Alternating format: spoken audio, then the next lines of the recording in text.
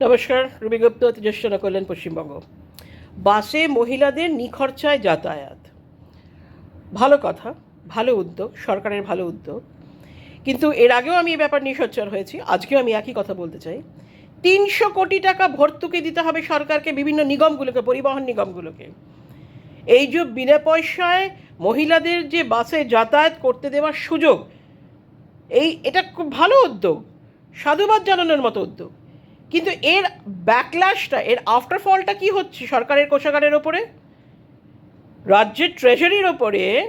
একেই তো নাকি বারে মা ভবানী। তো সেখানে যখন আগের সরকারের এত দেনা আছে, এত লোন আছে যেগুলো শোধ করতে হবে, কত বোধহয় 8.5 লক্ষ কোটি টাকা না 8 লক্ষ কোটি টাকা এরকম একটা দেনা আছে, তারপরেও এইরকম ধরনের ভর্তুকি, 300 কোটি টাকার ভর্তুকি কি দরকার ছিল? মানে দেখুন, বাংলার মেয়েদের অত প্রলোভন দেখানো, অত লোভ দেখানোর দরকার নেই। তারা অত্যন্ত ব্রেইনি, তারা অত্যন্ত ইন্টেলিজেন্ট, এবং তাদের তাদের মাথায় ঘিলু আছে। তাদেরকে বোকা ভাবার কোনো কারণ নেই। শুধু যে আমি এরকম ধরনের ভর্তুকি আর এই নিখরচায় বাসে ট্রাভেল করবে তাহলেই সে এসে আমাকে ভোট দিয়ে দেবে, এটার কোনো মানে হয় না। তার থেকে বরং আপনাদের ওই যে অন্নপূর্ণা যোজনা ইত্যাদি, এগুলো যদি ভালোভাবে করা যায়, এগুলো যদি সরলীকরণ করে করা যায়, তাহলে মেয়েরা অনেক বেশি খুশি হয়। কিন্তু মুশকিলটা হচ্ছে এই যে সমস্ত মহিলাদের, যাদের পক্ষে সম্ভব তারাও, এবং যাদের পক্ষে সম্ভব নয় তারাও, সবাইকে যে আপনার একই ব্র্যাকেটে, একই ক্যাটাগরিতে ফেলে বাসে নিখরচায়, সরকারি বাসে নিখরচায় যাতায়াত করতে পারবে, ট্রাভেল করতে পারবে, এর জন্য 300 কোটি টাকা ভর্তুকি নিয়ে মাথার উপরে চাপিয়ে নেওয়ার কোনো মানে হয়? সরকারের এটা কী ধরনের বুদ্ধি? আমার সত্যি এটা আমার বোধগম্য নয়। আমার মনে হয় আমার মতো পশ্চিমবাংলার সমস্ত সজাগ সচেতন মানুষ, শিক্ষিত মানুষ, যারা রাজনীতি নিয়ে চর্চা করেন এবং বর্তমান সরকারকে ফলো করছেন, তারা প্রত্যেকে এর সঙ্গে সহমত পোষণ করবেন যে এই যে মেয়েদেরকে বিনা পয়সা, যারা পারবে না, যারা দুস্থ মহিলা, যারা হ্যান্ডিক্যাপ রয়েছে তাদেরকে, বা যাদের আয় সেরকম নয়, তাদেরকে নিশ্চয়ই আপনারা বিনা পয়সায় করান, বা ভাড়া কমিয়ে নিন, কম ভাড়া নিন, হোয়াট এভার। কিন্তু একদম মানে ফ্ল্যাট ব্ল্যাঙ্কেট প্রকল্প, যে পারবে, যে 50,000 টাকা রোজগার করছে সেও বাস ভাড়া দেবে না, যে 1 লাখ টাকা রোজগার করছে সেও বাস ভাড়া দেবে না, যে 20,000 টাকা রোজগার করছে সেও বাস ভাড়া দেবে না, যে 25,000 টাকা রোজগার করছে সেও বাস ভাড়া দেবে না, যে কিছু রোজগার করছে না, যাচ্ছে বা মার কাছ থেকে টাকা চেয়ে বা বাবার কাছ থেকে টাকা চেয়ে বা অন্যরকমভাবে, সেও টাকা দেবে না। এটার মানেটা কি? What is the meaning of this প্রকল্প? এই প্রকল্পের তো কোনো মানে হয় না। মানুষ যদি, যে মানুষের আর্থিকভাবে সে স্বাবলম্বী এবং তার দেবার মতো ক্ষমতা রয়েছে, তাকে সে কেন দেবে না? মেয়েরাও এই প্রশ্ন করছে। আপনারা যদি তাদের কাছ থেকে টাকা নেন, যারা পারবে না তারা দেবে না, কিন্তু যারা পারবে তারা কেন টাকা দেবে না? তাহলে তো এই পরিবহন নিগমগুলো বাঁচে।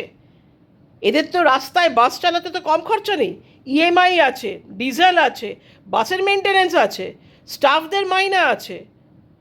সুতরাং এত কিছুর পরেও আপনারা যদি বলেন ওদেরকে বিনা পয়সায় বাস চালাতে, কদিন চালাতে পারবে, কজন? এই জন্যই তো সরকারি নিগমগুলো করে ঢুকছে। কোনো রকম তাদের তাদের তাদের কোনো সুস্থতা নেই, কোনো সুস্থ স্বাস্থ্য বলে তাদের কোনো তাদের কোনো স্বাস্থ্য বলে, সুস্বাস্থ্য বলে কোনো ব্যবস্থা নেই। তাদের অবস্থাই হচ্ছে যে ঢুকছে সাংঘাতিকভাবে, আইসিইউতে চলে যাওয়ার মতো অবস্থা।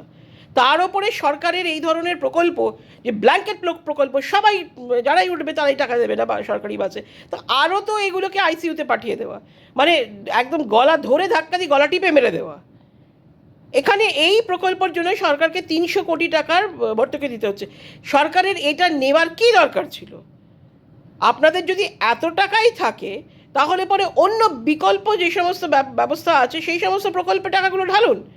সবথেকে বড়, সবথেকে বেশি হচ্ছে চাকরির ব্যবস্থা, আয় উপার্জনের ব্যবস্থা।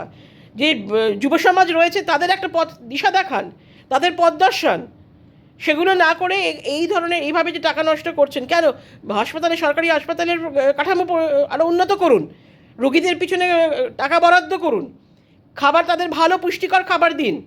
মিড ডে মিলে ওই ডিম বন্ধ করে, মাছ বন্ধ করে, মাংস বন্ধ করে তাদেরকে শাকাহারি তৈরি করে দেওয়া, নিরামিষাশী তৈরি করে দেওয়া, সেগুলো বন্ধ করুন।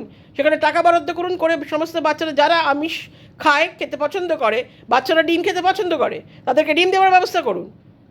সেগুলোকে না করে, যেহেতু ওরা ভোট দেবে না, তাই জন্য ওদের খাতেই সেই সমস্ত জিনিসগুলো, আরে ওরা যেমন বাচ্চাগুলো যেমন ভোট দেবে না, ওদের বাবা মারা তো ভোট দেবে, ওদের বাড়ির দিদা দাদুরা বা অন্য যারা অ্যাডাল্ট রয়েছে তারা তো ভোট দেবে। ফলে তারা তো এই ব্যাপারটাকে খুব একটা ভালোভাবে নিচ্ছে না। আপনারা যে তাদেরকে নিরামিষাশী করিয়ে দিচ্ছেন, এমন জায়গায় টাকা খরচা করুন, সরকারের টাকা। দেখুন, এটা সরকার তো রোজ রোজ নোট ছাপায় না। এই টাকাগুলো হচ্ছে আমরা যারা ট্যাক্স দিই, আমাদের টাকা। সরকারি টাকা হচ্ছে জনসাধারণের টাকা, জনসাধারণের ট্যাক্সের টাকা। এই টাকাগুলো দিয়ে আপনারা এরকমভাবে ভর্তুকি দিচ্ছেন কেন? আগের সরকার ছিল যে পুজো টুজো, এই ওই দোল খেলা মেলা উৎসবে ইত্যাদিতে নষ্ট করতো। এখন আপনারা এসছেন, আপনারা এসে মানে যা নয় তাই করতে শুরু করেছেন। মহিলাদের সমস্ত টাকা দিতে হবে না বাসে চড়তে গেলে।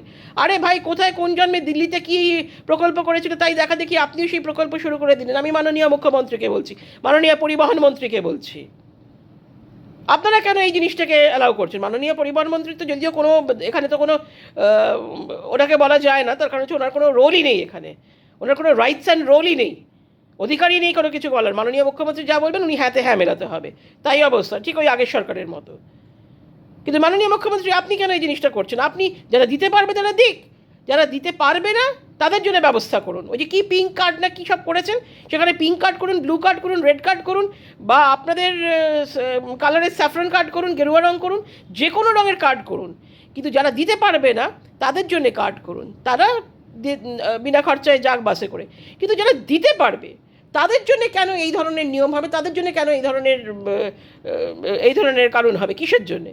এতে তো সরকারি ট্রেজারিতে একটা প্রেশার পড়ছে, সরকারি এক্সট্রাকারে প্রেশার পড়ছে, সরকারি খাজানা সেখান থেকে ব্যয় হচ্ছে।